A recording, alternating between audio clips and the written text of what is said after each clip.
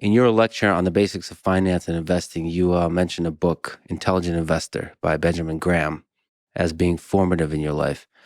What key lesson do you take away from that book that informs your own investing? Sure. Actually, it was the first investment book I read.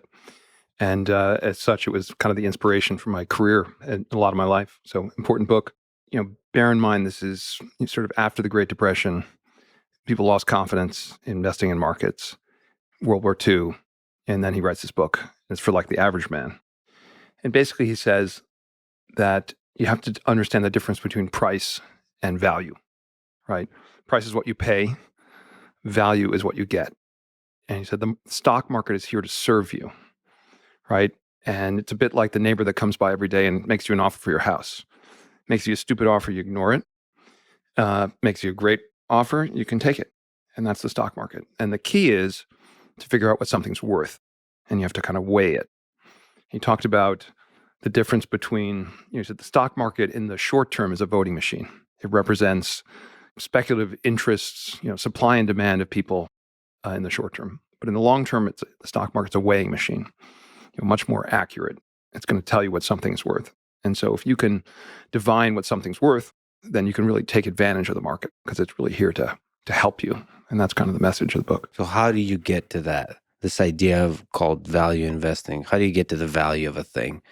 Even like philosophically, value of anything really, but we can just talk about the things that are on the stock market. Sure. Companies.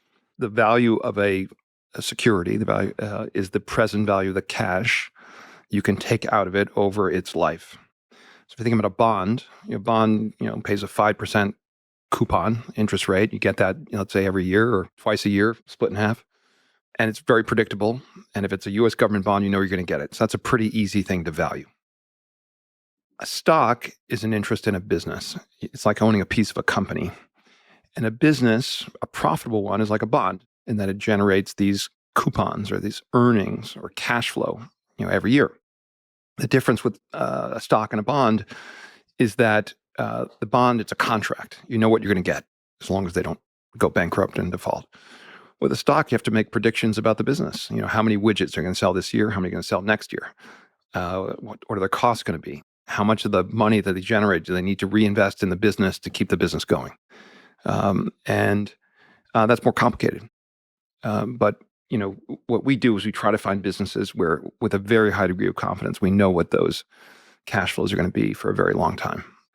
And there are very few businesses that you can have a really high degree of certainty about. And as a result, many investments are speculations because it's really very difficult to predict the future. So what we do for a living, what I do for a living, is find those rare companies that you can kind of predict what they're going to look like over a very long period of time.